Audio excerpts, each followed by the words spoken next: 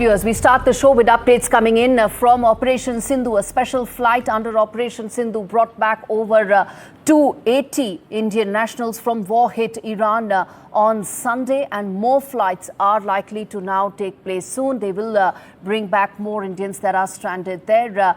This would be largely students and some pilgrims as well. Among the passengers will be more than 200 students from the state of Jammu Kashmir, along with several pilgrims who have travelled to Iran for their pilgrimages. And there are also now evacuation plans in place for Israel as well. Those Indians who want to come back from Israel, they need to register themselves on the app, and the Indian embassy there is trying every bit that all those evacuation processes are completed in due course and as early as possible. My colleague Ankit Tyagi is joining us live from Israel, giving us all updates, all details of how things are unfolding. Talk to us, Ankit, the latest that's happening. The update that we have is that 2 more batches are likely to return via Jordan and Egypt. Fill us in, give us the details. You're standing by, it seems, at one such center. All right, let me very quickly give you an update of what's happening at this moment in Tel Aviv, where an alert was sounded just a few moments ago for people to be prepared for possible some projectiles, in fact, being launched here. At this moment, the sirens have not gone in, and just as we speak, people are coming out of some of the shelters that they had gone into. So a lot of people had immediately rushed to the shelters. They are now coming out. So what the process is that you get a message on your phones with a beep sound which continues for a couple of minutes, and post that that's an alert for people to in fact try and head towards the nearest shelters. And after that, air raid sirens go off if there is a projectile that is or a missile or any sort of aerial projectile that is coming towards the Tel Aviv. That was sounded. This is the second time, though at this moment the sirens have not gone on. So let me very quickly just turn this around and show you. People have just started trickling out onto the streets as we speak.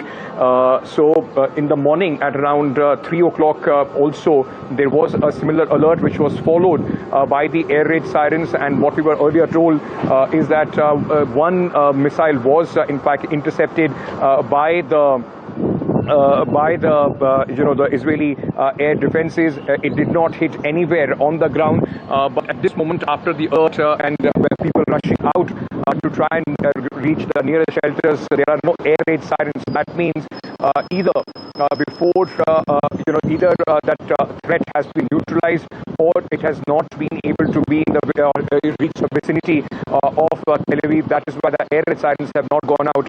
This is the latest as far as this threat assessment is concerned. On the other hand, remember, as we showed you in the morning as well, there have been Indians who are now trying to, it's a voluntary process under Operation Sindhu, which is also taking place in Israel. And under this, about 600 Indians have been facilitated to move out of Tel Aviv.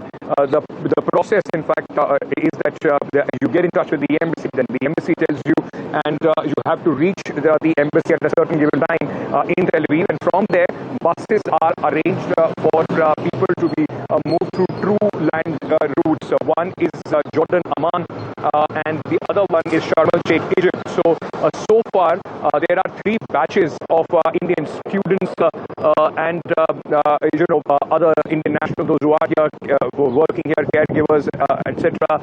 All those, as I speak, I can hear some Israeli defense helicopters hovering over us, but so the 3 batches so far have gone. One went yesterday through the Amman Jordan route.